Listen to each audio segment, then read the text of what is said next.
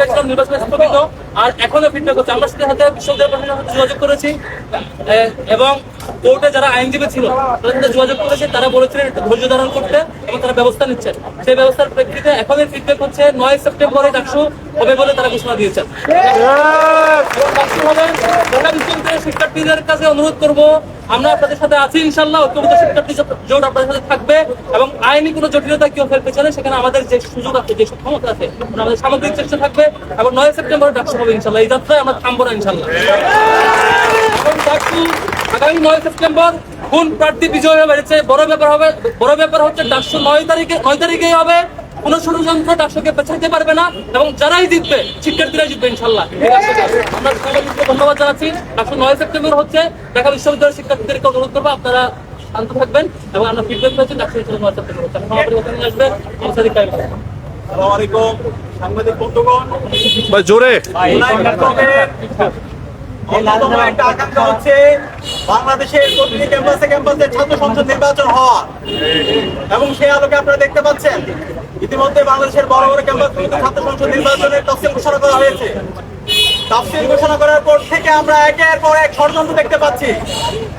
বাংলাদেশে যারা ফ্যাসিবাদ কায়েম করেছিল, পতিত ফ্যাসিস্ট হাসিনা এবং তার দোসররা, তারা পরাজিত হওয়ার পরে আজকে ছাত্র সংসদ নির্বাচন বন্ধ করার জন্য সামনে থেকে এবং পিছন থেকে বিভিন্নভাবে ষড়যন্ত্র করছে। তাদের সাথে যুক্ত হয়েছে আজকে নব্য ফেসিস্ট হওয়ার প্রতি যাওয়া একটা দল। আমরা অনুরোধ করবো, আমরা বাংলাদেশের সকল রাজনৈতিক দল, ছাত্র সংগঠনকে অনুরোধ করবো, এই সমস্ত ষড়যন্ত্রকারীদের বিরুদ্ধে আপনাদেরকে সচেতন থাকতে হবে। যে নির্বাচনের তারিখ দেওয়া হয়েছে 9 সেপ্টেম্বর, ডাকসু নির্বাচন হতে হবে ইনশাআল্লাহ। শহীদের আকাঙ্ক্ষা, সেটা হচ্ছে আমাদের জুলাইয়ের আকাঙ্ক্ষা।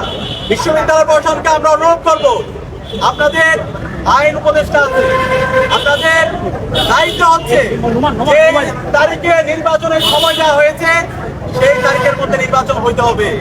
সেই তারিখের মধ্যে নির্বাচন না হলে ঢাকা বিশ্ববিদ্যালয়ে জুলাই শিক্ষার্থীরা যেভাবে নেমে এসেছিল সেভাবে সারা দেশের মুক্তিকামী মানুষ রাস্তায় নেমে পড়বে।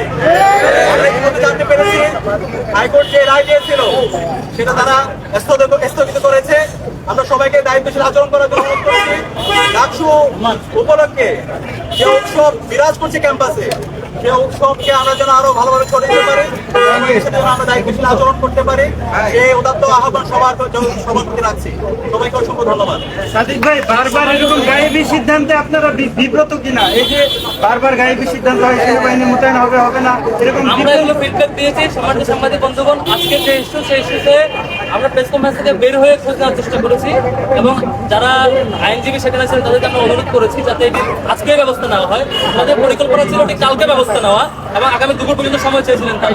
আমরা অনুরোধ করেছি ক্যাম্পাসের শিক্ষার্থীদেরকে অস্থিতিশীল করার চেষ্টা অনুসারে আমরা ঠেকাবো এবং এখন যে বিষয়টি হচ্ছে হাইকোর্টের আদেশ স্থগিত করেছে মাননীয় চেম্বার আদালত, যে কারণে